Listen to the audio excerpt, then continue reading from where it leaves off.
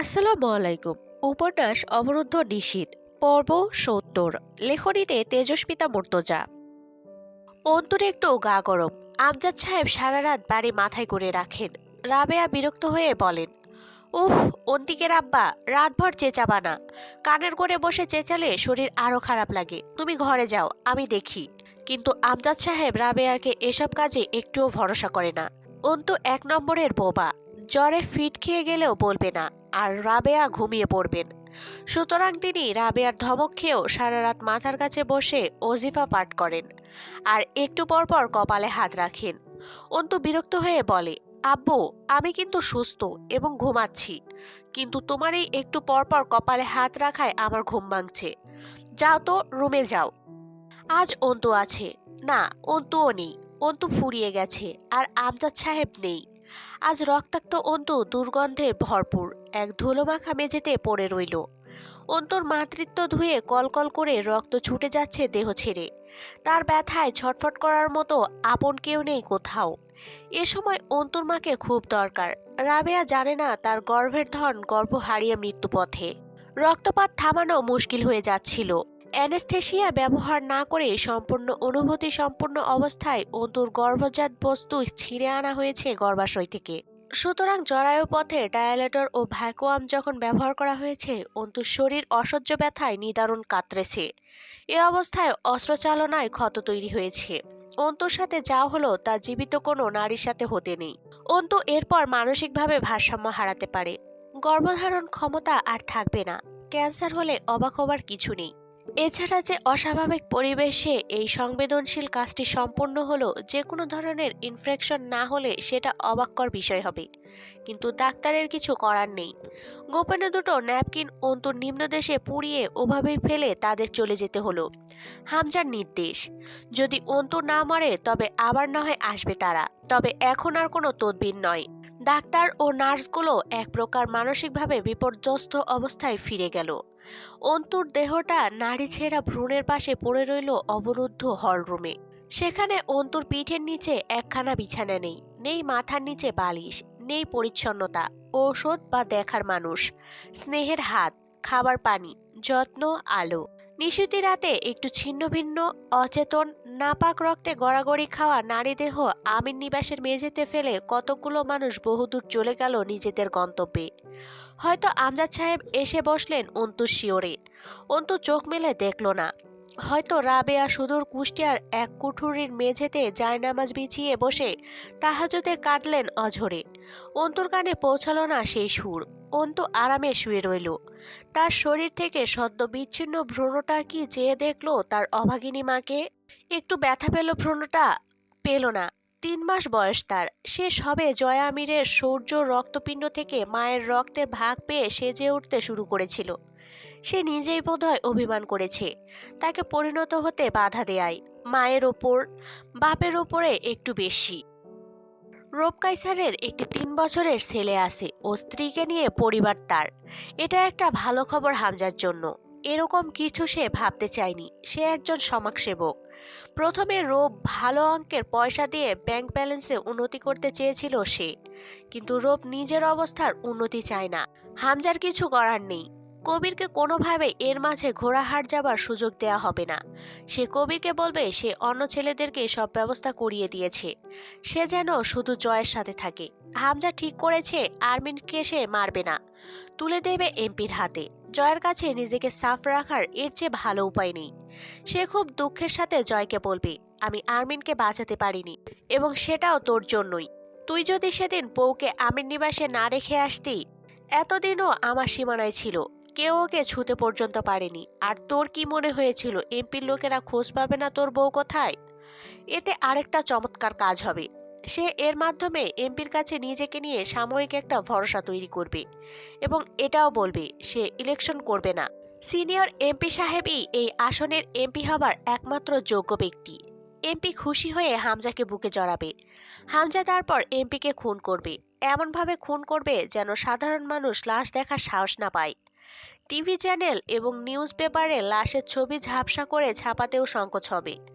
জয়কে মারতে চাওয়া মানুষকে খুব বেশি দিন বাঁচিয়ে রাখা হামজার পক্ষে সম্ভব না, এবং রূপ কাইসারের বাচ্চা ছেলেটাকে কয়টা দিন বড় ঘরে ঘুরতে আনা হবে। বিকেলের দিকে দোলন সাহেব এলেন। সুস্থির দায়সারা গোছের সুখী সুখী মানুষটা আজ একটু অস্থির বোধ হয়। উড়ো খবর পেয়েছেন তিনি, হামজার বড় ঘরে কিছু ঘটেছে। তিনি ভাবটা এমন করলেন যেন তিনি হামজাকে দেখতে এসেছেন। এক ঝুড়ি ফল ও মিষ্টি এনেছেন। হামজা বৈঠক কক্ষের সোফায় বসা, চোখে সাদা চশমা, হাতে মোটা একখানা দর্শন ও রাজনীতির বই। যেমন শরীর ও চেহারাখানা সৌর্যে ভরপুর, তেমন তার শোভন ভঙ্গিমা। গভীর মনোযোগ বইয়ে। কেমন আছো তুমি? শরীরের কি হাল হয়েছে? হামজা বই বন্ধ করে হাসল। আপনি ভালো আছেন? কি খবর? তুলি, নাস্তা পানি নিয়ে আয়। ওসব লাগবে না, তোমাকে দেখতে এলাম। কি করেছো শরীরের? ওদিকের কি হাল? এদিকের হাল বলো। জয়ের এসব কি করে হলো? জানি না স্যার, শত্রুরা পাখা লাগিয়েছে পিঠে। পাখা কাটাকাটিতে দিন ব্যস্ত যাচ্ছে, তার ওপর দুজনেরই দেহ জখম। দোলন সাহেব কথা বের করার জন্য নিজের উকালতির মার কাটালেন। সব শত্রু তো বন্দি তোমার খাঁচায়, আবার নতুন জুটিয়েছ? হামজা হাসলো। পাখিগুলো উড়িয়ে দিয়ে খাঁচা খালি করে ফেলেছি, এগুলো বাইরেরই। দোলন সাহেব এক ধাক্কা খেলেন। আন্দাজ সত্যি তার অস্থিরতা এবার বাইরে বেরিয়ে আসার পর্যায়ে। তবু তিনি হাসলেন। কাউকে বাঁচিয়ে রাখনি? মানে সওয়াল জবাবের জন্য আর কাউকে লাগবে না, সেই জন্য উড়িয়ে দিয়েছ? হামজা সম্মতিসূচক হাসলো। দোলন সাহেব ঘেমে উঠলেন। মুরসালিনের মুখটা সামনে এসে বড্ড জ্বালাতন করছে। হাতের আঙুলের ডগা শিরশির করতে লাগলো ওনার। তিনি হাসপাতালে জয়কে দেখতে গিয়ে অন্তুকে ওখানে পাননি। জোর করে হাসলেন। সব কই? বাড়ি এত শ্মশান। ও আচ্ছা, জয়ের কাছে কে রয়েছে? ওর বউ নাকি? হামজা বলল, না। ব্যাস এটুকুই। আর কিছু না বলে হামজা তুলিকে তাড়া দিল নাস্তা আনতে। দোলন সাহেব টের পেলেন হামজা ব্যাপারটা গিলে খাচ্ছে। ওনার বুক ঢিপ ঢিপ করতে লাগলো। বড্ড অবাক হলেন। মুরসালিনের নীতি ও মতাদর্শে তিনি কি একমত? না নাকি হ্যাঁ, তার জানা নেই। অন্তুকে তিনি স্বল্প পরিচিতা এক মেয়ের বয়সী মেয়ে হিসেবে চেনেন মাত্র। তাহলে এই দুটো সত্তার জন্য ওনার মতো দায়সারা মানুষের ভেতরে এ ধরনের উদ্বেগের কি কারণ? তুলি চা দেবার সময় কেমন করে একবার দোলন সাহেবের দিকে তাকালো। তিনি হামজার সামনে বসে চা পান করতে করতে পণ করলেন হামজার বিরুদ্ধে কেসটা তিনি নিজেই লড়বেন। রূপ কাইসারের ওনাকে প্রয়োজন এখন। তিনি যাবেন রূপের কাছে। রিমি গোসল খাওয়া ছেড়ে দিয়েছে, বিছানার সাথে মিশে ছুঁয়েছিল। রাত তখন 12টা পার। কয়েক প্যাক মদ পান করে রুমে যায় হামজা। ওষুধ খাওয়া হয়নি রাতের। হামজা ডাকলো, রিমি ওঠো, গোসল করনি, খাওনি। আমাকে শাস্তি দিচ্ছ দাও। আমি না হয় পাপ করেছি, তুমি করনি, তাহলে নিজের ওপর এই অবহেলা কেন? ওঠো, বলো আর কি শাস্তি বাকি আছে আমাকে দেবার? রিমি নড়লো না। তুমি কি চাও আমি জবরদস্তি করি? মেজাজ ভালো থাকে না আজকাল। আর কত ধৈর্যের পরীক্ষা নেবে, যেখানে এখন তোমাকে আমার অনিবার্য প্রয়োজন। রিমিকে ধরে পাশ ফিরিয়ে মুখটা দেখলো হামজা। চেনা যাচ্ছে না। সেখানে আজ অভিমান নেই, পাথরের মতো নিষ্প্রাণ আবেগহীন। উস্কো খুস্কো চুল, ঠোঁট দুটো শুকনো। রিমির চোখের এই অভিমানহীনতা হামজাকে দিশেহারা করে তুলতে চাইল। তার কি একাধারে সবার কাছে ঘৃণিত হবার পর্যায় চলছে? হামজার ভেতরটা দমে এলো। সে তো খুব বেশি কিছু চাইছে না। সে শুধু তার আগের সেই পরিবার, ক্ষমতা আর তার পিছুটানহীন জয়কে চাইছে। এসব তো তারই। নিজের জিনিস হারিয়ে যাবার পথে থাকলে সেসব রক্ষা চেষ্টা করাটা কি অপরাধ? এরা বুঝছে না কেন? রিমিকে বসিয়ে মুখটা আজলাই ধরলো। আমার দিকে তাকাও। কি করেছি আমি? এখন ঘেন্নাই করবে তো ভালোবেসেছিলে কেন? তখন আর এখনকার আমি তো একই। তাহলে তোমার অনুভূতি কেন দুরকম হবে রিমি? রিমির চোখ বেয়ে পানি পড়ল। মনে হলো কোনো পাথরের মাথায় পানি ঢালা হয়েছে। সে নিথর পাথরের গা বেয়ে পানি চুইয়ে নিচে নেমে যাচ্ছে। তাতে পাথরের কোনো যায় আসে না। অনেকক্ষণ পর রিমি শুধু জিজ্ঞেস করলো, কি করেছেন আপনি আরমিনের সাথে? কি করেছি? কি করতে পারি আমি? কি বোঝাতে চাইছো? কোনো কিছুই অসম্ভব নয়, তাই আন্দাজে সব ধরনের নোংরামি রেখেছি, যাতে জানার পর অবাক না হতে হয়। হামজা অবাক হয়ে তাকিয়ে রইল রিমির দিকে। আমি কি করেছি সেটা শুধু দেখবে? ও আমার সাথে কি কি করেছে তাতে যায় আসে না তোমার? আমাকে ফাঁসির দড়ির সামনে নিয়ে দাঁড় করিয়েছে, তুমি সেটাতে সম্মত, খুশি? আমি সব ছেড়ে ছুড়ে কয়েদি হিসেবে পৌঁছে যাই আইনের দণ্ডের সামনে? চাও সেটাই? আমি আজ কিছুই চাই না, তবু একটা কিছু চাই আপনার কাছে, যা শুধু আপনিই দিতে পারেন। হামজার চোখ লাল হয়ে উঠল। রিমির শরীর ধরে থাকা হাত দানবের মতো কঠোর হলো। মুখে উচ্চারণ করো না, সহ্য করতে পারবো না। উল্টাপাল্টা কিছু করে বসবো, আরো ব্যথা পাবে। রিমি তাতে আরো দ্বিগুণ উৎসাহ পেয়ে বলল, আমাকে তালাক দিন। আপনার উল্টাপাল্টা কিছু করা হিসেবেও আমি আমার মুক্তিই চাই। হামজার যেন অবাক হবার কাল চলছে। রিমির স্বর বলে মনে হলো না এটা। চোখ বুজে ভারী শ্বাস ফেলে নিজেকে সামলে হামজা রিমির শাড়ি খুলল। শাড়ি খোলার সময় নগ্ন পেটে বেশ কয়েকটা চুমু খেলো। কোমরটা জড়িয়ে ধরে রিমির হাঁটুর কাছে বসলো। সত্যি বলবে, তুমি চাও আমি আইনের কাছে নিজেকে সমর্পণ করি? এটা ঠিক করার আমি কে? আমার সাথে আর কি এমন করেছেন আপনি? অন্যায় যাদের সাথে হয়েছে তারা ঠিক করবে আপনার কি হবে। হামজা সহ্য করতে পারল না। ডান হাত এগিয়ে ল্যাম্পটা তুলে দাঁত আটকে এক আছাড় মারল। এত শক্তি প্রয়োগের ফলে ক্ষতগুলো জেগে উঠল যেন। জোরে জোরে শ্বাস ফেলল হামজা। রিমি নির্লিপ্ত বসে রইল নিরুদ্দেশ দৃষ্টি মেলে। তোমাকে কিভাবে বোঝালে বুঝবে আমার তোমাকে প্রয়োজন? হ্যাঁ, মানসিক, শারীরিক এবং সার্বক্ষণিক সঙ্গী হিসেবে তোমাকে প্রয়োজন আমার। এই কঠিন সময়টায় এমন করছো কেন আমার সঙ্গে? প্রয়োজন ব্যাপারটা কঠিন কিছু নয় মেয়র সাহেব, বিকল্প দিয়ে দিব্যি মিটিয়ে নেওয়া যায়। ছ্যাঃ, আমার রিমি, এমন সব কথা কে শিখিয়েছে তোমাকে? তোমার মনে হয় না এবার তুমি বাড়াবাড়ি করছো? কি জানি কেন আগে করতে পারিনি এই বাড়াবাড়ি। রিমি তো কতক্ষণ? তার মুখ নির্লিপ্ত থাকে, কিন্তু চোখের ওপর রিমির নিয়ন্ত্রণ নেই। ঝুপঝুপ করে আষাঢ়ে বৃষ্টির মতো ঝরে পড়ল নোনা জল। গলা ধরে এলো, দাঁত কিরমির করলো হামজা। এই এই এই, তোমরা মেরে ফেলবে আমায়? হ্যাঁ, সবাই মিলে পরিকল্পনা করে পেছনে লেগেছো। সব হারানোর পথে আমি। এতদিনে তিলে তিলে কামানো এক একটা খুঁটি আমার নড়বড়ে হয়ে উঠেছে। রিমির হাতটা টেনে নিজের বুকে রাখে হামজা। দেখো তো, টের পাও এখানকার অশান্তি? বারে, আপনার ভেতরে হৃৎপিণ্ডও আছে নাকি? ওটার কাজ তো রক্ত পাম্প করা। তার মানে আপনার শরীরে রক্তও আছে। রংটা কি মানুষের মতোই লাল? হামজা হাসলো। পশুর রক্ত লালই হয় রিমি। এত কথা আর এরকম কথা কবে শিখলে? কে শিখিয়েছে? আপনার আন্দাজ সঠিক। হামজা মাথা নাড়ে। এত ক্ষতি করলো সে আমার। রিমির বুক জ্বলে উঠল অজানা এক ঘেন্নার ব্যথায়। আচ্ছা, এই লোক আরমিনকে ভয় পায়। সেই আরমিনকে কি নোংরাভাবে ছুঁয়ে এসেছে? রিমির পেট গুলিয়ে গলা অবধি এলো। হতেই পারে, অসম্ভব না। যন্ত্রের মতো সে হাত বাড়িয়ে হামজার হাতটা নিজের খোলা পেট থেকে সরিয়ে দিতে চায় ঠেলে। যেন ছুটে এসে একদলা ময়লা শরীরে লেগেছে। হামজা শক্ত করে হাতগুলো রিমির শরীরে গেঁথে দিতে পারলে হতো। রিমি আবদার করে, আপনি তালাক দিন আমায়। না না, আমি ছেড়ে যাব না কোথাও। রক্ষিতা হয়ে থাকবো আপনার, ওটার ভার কম। রক্ষিতার আবার ধর্মজ্ঞান কি? মালিক যেমনই হোক তাই তার নয়, কিন্তু আপনার মতো পুরুষের স্ত্রীর পরিচয় খুব জঘন্য আর ভারী। হামজা কিভাবে সহ্য করলো কে জানে। শুধু বলল, তোমার এসব কথা আর্মিনের জন্য বিপজ্জনক হবে রিমি। সত্যি বলছি, আমি তোমায় কিচ্ছু বলবো না। এর প্রতিটা জবাব আর্মিন দেবে। তাই চাও? রিমির শরীর শিউরে উঠল। এক লহমায় কঠিন নির্বিকার মুখে নিদারুণ অসহায়ত্ব ও করুণতা দেখা দিল।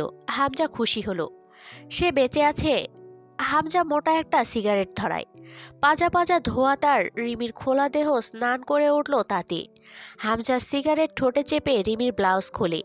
রিমি চোখ বুজে যেন মৃত্যুর অপেক্ষা করে, কিন্তু যখন অন্তর্বাস খুলতে যাবে রিমি হামজার বাহুর দগদগে ঘাতে নখের আঁচড় মেরে আর্তনাদ করে ওঠে। ছোবেন না, ছোবেন না, মরে যাব আমি। আমার ঘেন্না লাগছে। প্লিজ মেরে ফেলুন।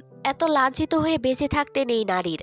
হামজা সিগারেটের মোটা জ্বলন্ত প্রান্তটি রিমির বুকের বিভাজনের মাঝে চেপে ধরে কানের কাছে ফিসফিস করে বলল, এই কথাটাও আরমিন বলেছে, আরেকটা প্রাপ্তি বাড়ালে তুমি ওর। রিমি কেঁদে উঠল চাপা শব্দে। তখনও জায়গাটি পুড়ছে চিরচির করে। রিমির কান্নার আওয়াজ থামালো হামজা। ঠোঁট চেপে ধরল, কামড়ালো মূলত। ক্ষোভ ঝাড়া বললে সঠিক হয়। সাথে সিগারেটটা কোথাও ছুঁড়ে ফেলল। এরপর ঠোঁট ছেড়ে বুকের পোড়া ক্ষততে কারো চুমু খেয়ে বলল, আমার বিরোধিতা করলে তোমার ভেতরটাও এভাবে পোড়াবো। তুমি জানো রিমি, পেট্রোলিয়ামকে কাছ থেকে পোড়াতে নেই, পোড়ানোর ইচ্ছে থাকলে দূর থেকে আগুন ছুটতে হয়, এত কাছে এসে আমায় পোড়াবে, তুমি পুড়বে না, তা হতে নেই। আমার তো ধর্মই পোড়া, কিন্তু তোমার অদৃষ্ট। এখন আমায় খুশি করো, আই ওয়ান্ট সাজেস্ট মোর। অন্তর সম্পূর্ণ চেতনা ফিরল দুদিন পর। তখন তত্তর করে রক্ত ছুটছে শরীর থেকে, নাকে এসে ঠেকে বিশ্রী দুর্গন্ধ। দুজন নার্সকে পেল অন্তু চোখ খুলে। শরীরে অসহনীয় ব্যথা। তার অচেতন থাকা জরুরি, কিন্তু শরীর জেগে উঠেছে, কারণ অন্তুদেরকে ব্যথাহীন থাকতে নেই। অন্তুর কিছুটা সময় লাগলো মনে পড়তে যে তার কি হয়েছে। তারপর মনে হলো নার্স কেন এসেছে আবার। তার বাচ্চা তো পড়ে গেছে, এদের আর কি কাজ? আরও কিছু কি আছে অন্তুর কাছ থেকে ছিনিয়ে নেবার মতো? না, অসম্ভব।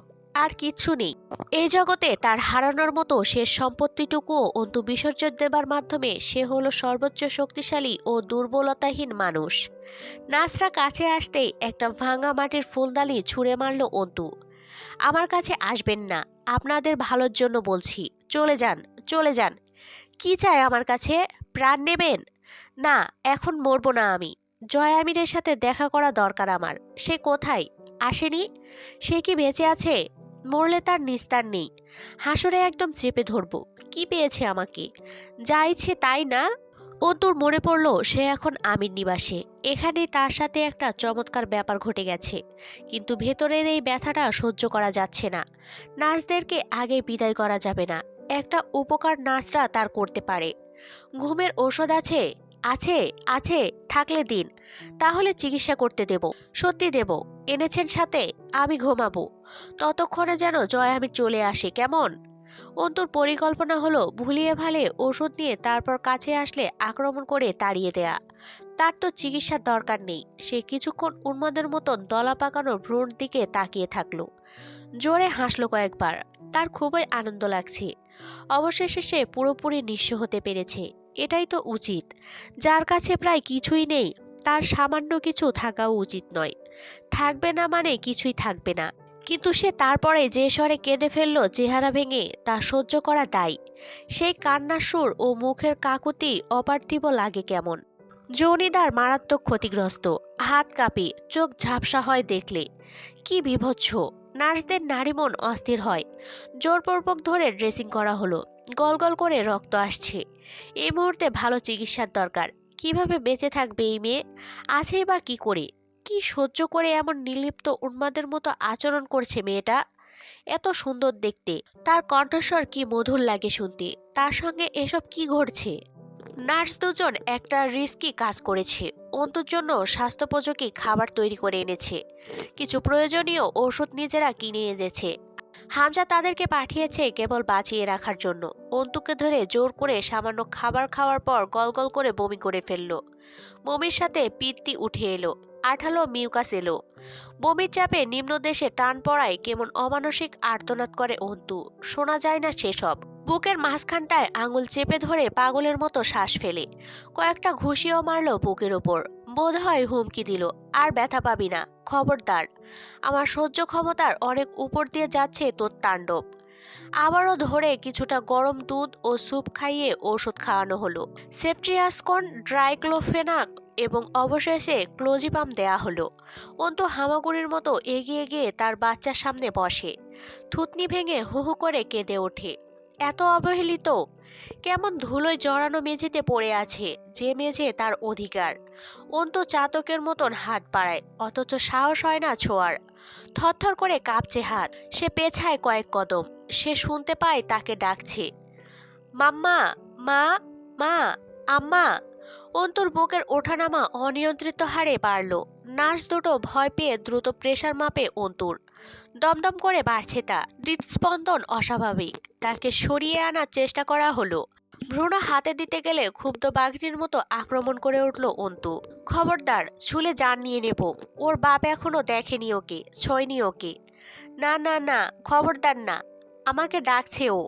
ওর কাছে যাওয়া আমার দরকার। আমাকে কবে মারা হবে? খানিক পর অন্তু নিস্তেজ মতো কাত হয়ে শুয়ে পড়ল। একদৃষ্টে তাকিয়ে রইল রক্তপিণ্ডের দিকে। চোখের পানি মেঝের ধুলোয় মিশে কাদা হয়ে উঠল। অন্তু নির্বিকার।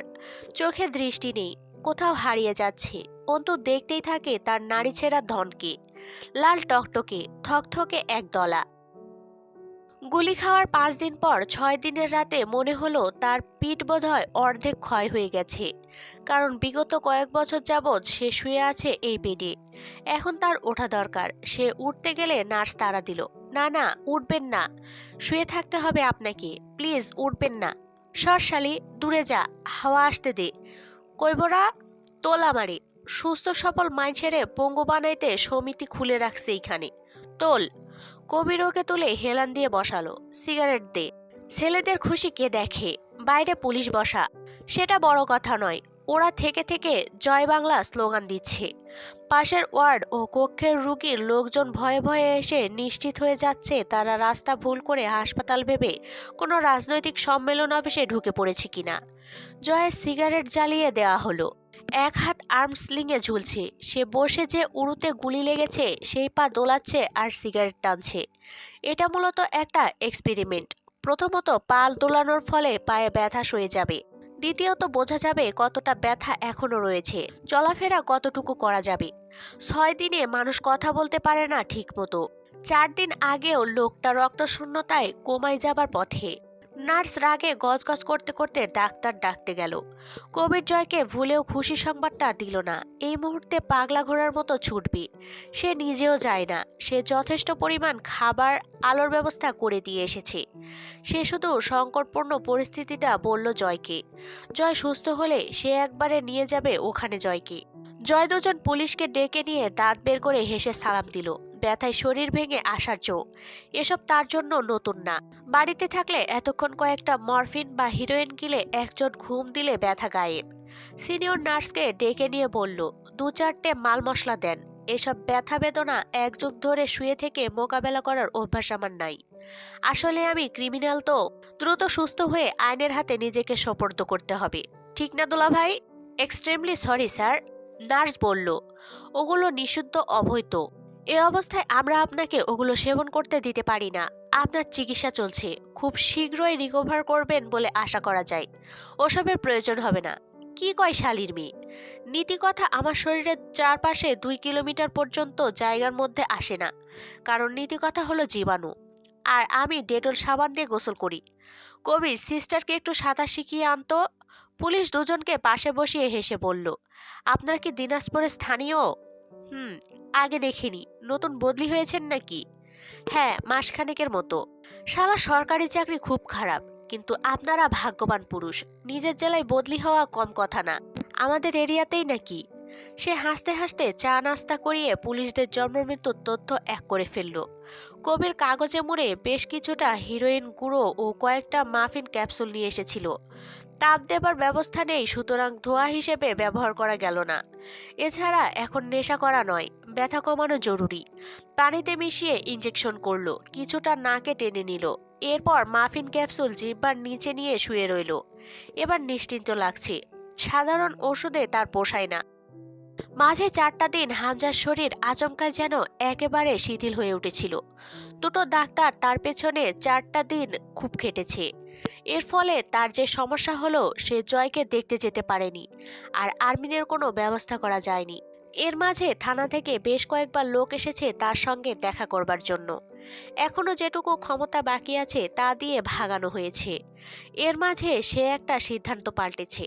সে আরমিনকে দেবে না এমপির কাছে। আরমিনের করা ক্ষতির পরিমাণ অনেক, সুতরাং শাস্তি পুরো হয়নি। এত দ্রুত ওরকম পর্যায়ে ভয়াবহ মহিলাকে ছেড়ে দিলে হামজার ইমেজ নষ্ট হবে।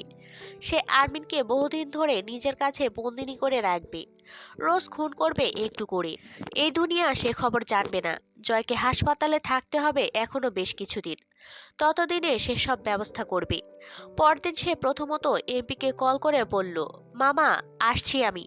কিছু ভুল বোঝাবুঝি হয়েছে, তার ওপর জয়ের এই অবস্থা, আবার যত কিছু ঘটল। একটা আলোচনা দরকার।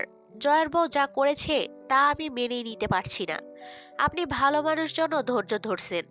সেই মেয়ে লোকের সাথে কি করা হবে তারই আলোচনা করব আজ। এমপি যে কি খুশি হলেন, নিজের প্রাইভেট সময়েই ডেকে নিলেন হামজাকে। সে গেল রাত 11টায়। এমপি তখন নিজের বিনোদন ফ্ল্যাটে বিনোদনে রাত কাটাতে যান।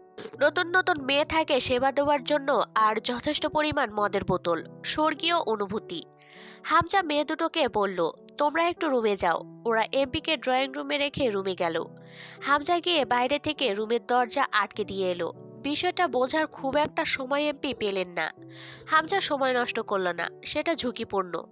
একজন এমপির ব্যাপার স্যাপার, সে এমপিকে অ্যাসিড পান করালো, সালফিউরিক অ্যাসিড। বড় ঘরে লোহা ইলেকট্রোপ্লেটিং এর কাজে ব্যবহৃত হয় এ পদার্থ।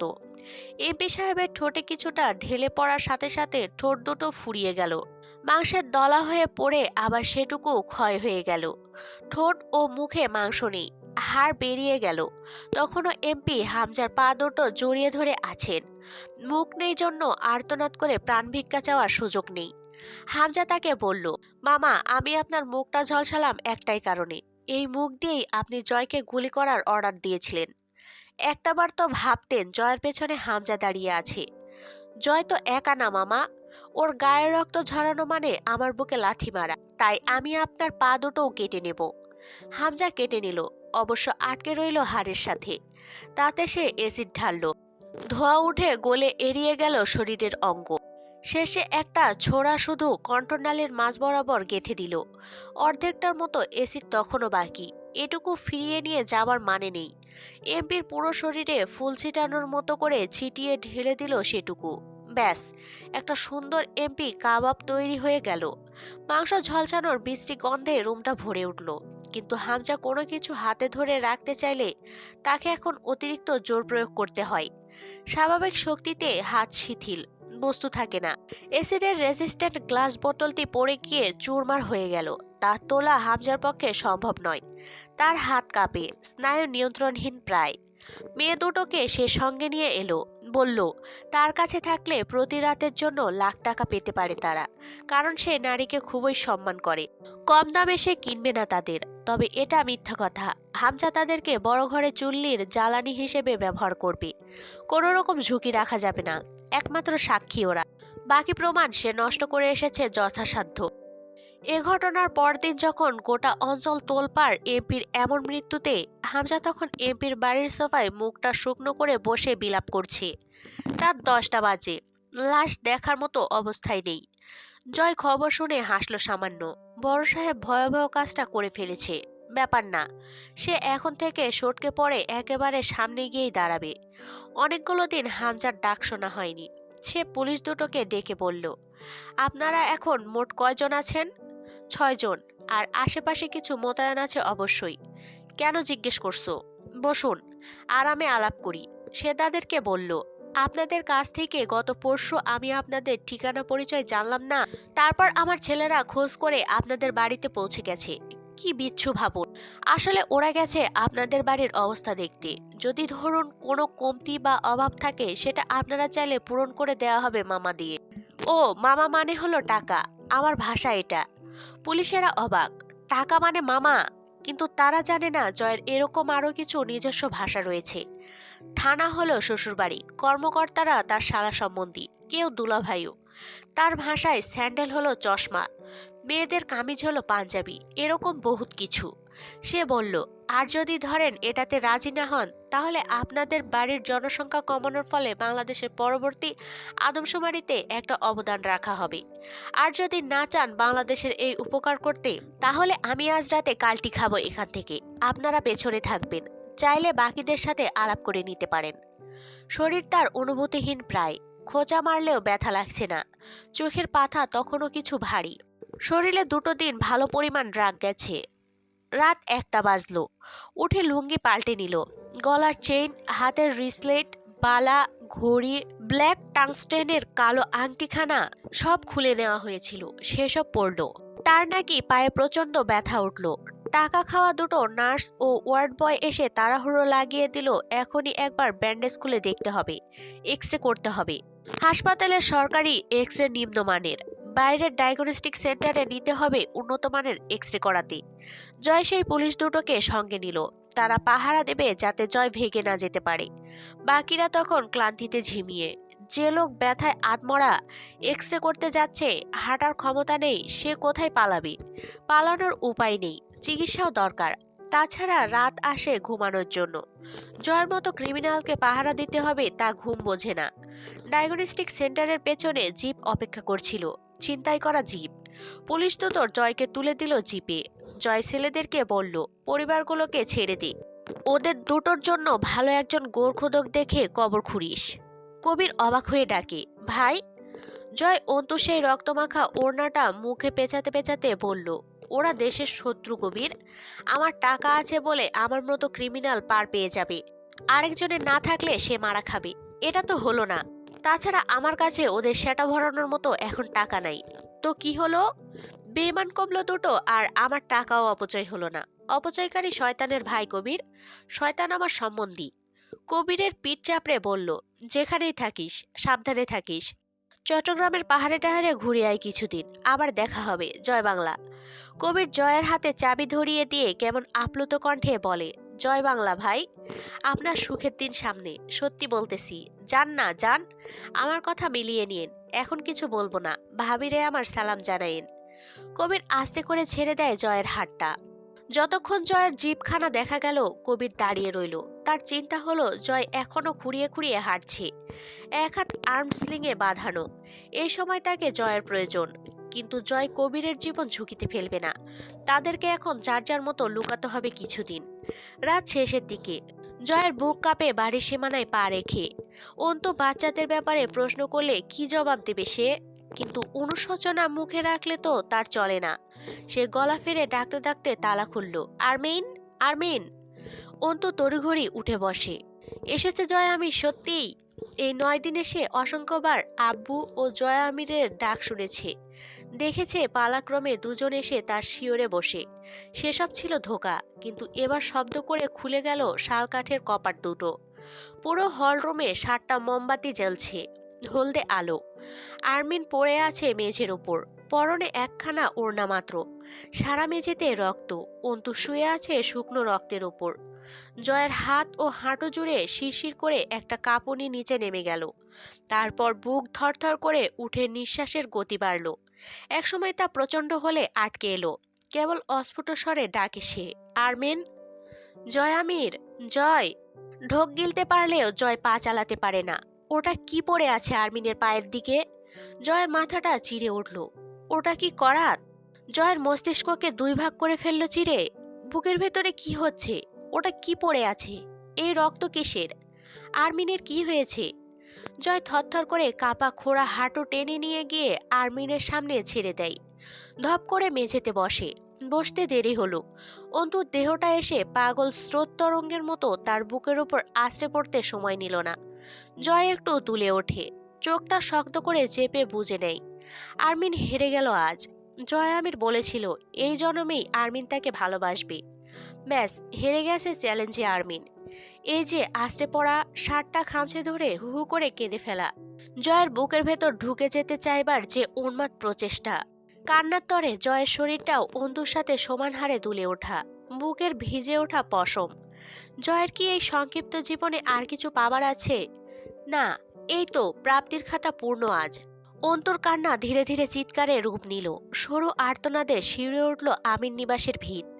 জয়ের বা ভেতরে কি হলো? সে এক টানে অন্তুর গায়ে আলতো করে জড়ানো ওড়নাটা এক টানে খুলে ফেলল। সম্পূর্ণ অনাবৃত্ত অন্তু। জয় অন্তুর যৌনিদারে হাত ছুঁয়ে চুইয়ে আসা রক্ত হাতে মাখে। চলন্ত কোনো ইঞ্জিনের মতন থরথর করে কাঁপে জয়ের হাত। রক্ত থেকে দুর্গন্ধ আসছে। জয় প্রাণ ভরে সেই গন্ধ টেনে নেয় ভেতরে। তার দম পড়ে না, কিন্তু সেই দুর্গন্ধযুক্ত রক্তের উপর টুপ করে 2 ফোঁটা জল পড়ে গুলিয়ে যায় রক্তের সাথে। জয় কাঁদে না, সে কাঁদতে পারে না, এখনো কাঁদছে না। মাড়ির দাঁত আটকানো, শক্ত চোয়াল দেখে বোঝা যায়, কিন্তু চোখে পানি কেন? সে একদৃষ্টে সেই রক্ত দেখে আর বলে, আমার রক্ত আরমিন, আমার রক্ত। হ্যাঁ, আমাদের রক্ত এটা। আরো 3 ফোঁটা পানি হাতের রক্তের প্রলেপে পড়ে রক্তের ঘনত্ব কমিয়ে আনে। জয় ডাকে, এই এই, এটা কি? অন্তু শুধু কাঁদে। জয়ের গোটা দেহ মৃগী রোগীর মতো কেঁপে কেঁপে ওঠে।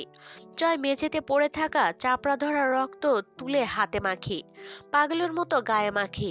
এই রক্ত তার। আরমিনের গর্ভে স্থান পাবার পর আবার পরিত্যক্ত নাপাক রক্ত তার।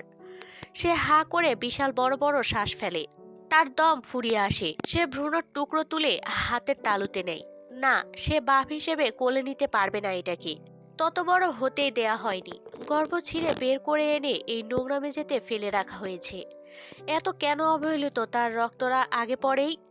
একটুও কদর পেল না আমিরদের রক্ত কখনো। তার নিজের রক্ত সেই ছোটবেলা থেকে রাস্তায় রাস্তায় মিশে গেছে, মানুষ পায়ে মারিয়ে চলে গেছে।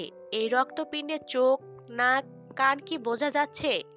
এটা তার সন্তান, জয় আমিরের সন্তান। এটা সন্তান কেমন হয় জয় তো জানে না। কবে হলো এসব? তার ঘরোয়ালি কি করে ফেলেছে তার সাথে? জয়ের তো কখনো সাহসী হয়নি এই আসমান সম আকাঙ্ক্ষাটুকু প্রকাশ করার। সেও কি সন্তানের বাপ হতে পারে? আর্মিনের গর্ভে তার রক্ত স্থান পেতে পারে? শালীন মেয়ে বলেছিল এ জন্মে ভালোবাসবে না। ভালোবাসা কি? এই তো আর্মিনের ভেতরে সে স্থান পেয়েছে। এটা ছাড়া আর কি চাই জয় আমিরের? কিন্তু এভাবে তাকে গর্ভ ছাড়া কে করেছে? জয়ের চোখ অন্ধকার লাগে, হৃদস্পন্দন অস্বাভাবিক হারে বাড়ছে। শরীর ঘেমে শার্ট ভিজে উঠেছে। সে কেমন অন্ধের মতো হাতড়ে বুকে টেনে নেয় অন্তুকে। বুকের সাথে এত জোরে চেপে ধরলো যেন যতক্ষণ আরমিন তার কলিজা ফুঁড়ে ভেতরে না ঢুকবে সে কিছুতেই এই আরমিনকে বুক থেকে আলগা হতে দেবে না। আমি বলেছিলাম না আপনাকে, আমার রবের লাঠি আওয়াজহীন হয়। তিনি বিচার করলে এই জগতের কোনো শক্তি তা এড়াতে পারে না। আমি বলেছিলাম আপনাকে, তিনি মহাবিচারক, তার বিচারে একটুও না ইনসাফ থাকে না। কি করেছেন আপনি? মেরে ফেলেছেন বাচ্চাগুলোকে। আরমিনকে চুপ করানো দরকার। জয়ের নিঃশ্বাস বন্ধ হয়ে আসছে। আমির নিবাসের ছাদ উপেক্ষা করে 21টা বছর পর সে সৃষ্টিকর্তার কাছে আকাশের পানে তাকায়। কেউ আছেন ওখানে? সত্যি আছেন নাকি? কে আছেন? তিনি ডাক শোনেন? তিনি বিচারও করেন? তিনি কেমন বিচার করেন সেই সত্তা? মহাবিচারক তিনি। কিন্তু আজ কি তার বিচারে একটু ভুল হয়নি জয় আমির? কিন্তু তিনি তো ভুল করেন না, ভুলের ঊর্ধ্বে। তবু আজ একটা গরমিল কেন হলো বলুন না। বলুন বলুন, আমাকে বলুন। আমি আপনার স্ত্রী বলে, যাকে কখনো স্বামী হিসেবে মনকে মানাতেই পারলাম না, সেই পুরুষের স্ত্রী হওয়ার মাসুল কেন দেব আমি? কেন দেব? অন্তু চিৎকার করে কেঁদে ওঠে। জয় ঢোক গেলে দুটো অন্তুকে একদম মিশিয়ে ধরল বুকের মাঝে, যেন ছেড়ে দিলেই হারাবে। আর তা হতে দেয়া সূর্যকে রাতে দেখার মতোই অসম্ভব জয়ের জন্য। অন্তুকে আরো একটু বাহুডোরে আঁকড়ে নিয়ে বুকের মাঝখানটায় চেপে ধরে ফিসফিস করে বলল, সেদিন কাজী সাহেব তোর খোদার নামের কালাম পাঠ করে তোকে আমার সাথে জুড়েছিলেন, মনে আছে? আজ আমার সবকিছুর অর্ধেকটা তোরও আরমিন। আমার পাপ, তাপ, অভিশাপ সবেতে তোর ভাগ লেখা হয়ে গেছে। তোর ভেতরে সবটুকু ঘেন্না শুধু আমার, আমার পাপের অর্ধেক তোর।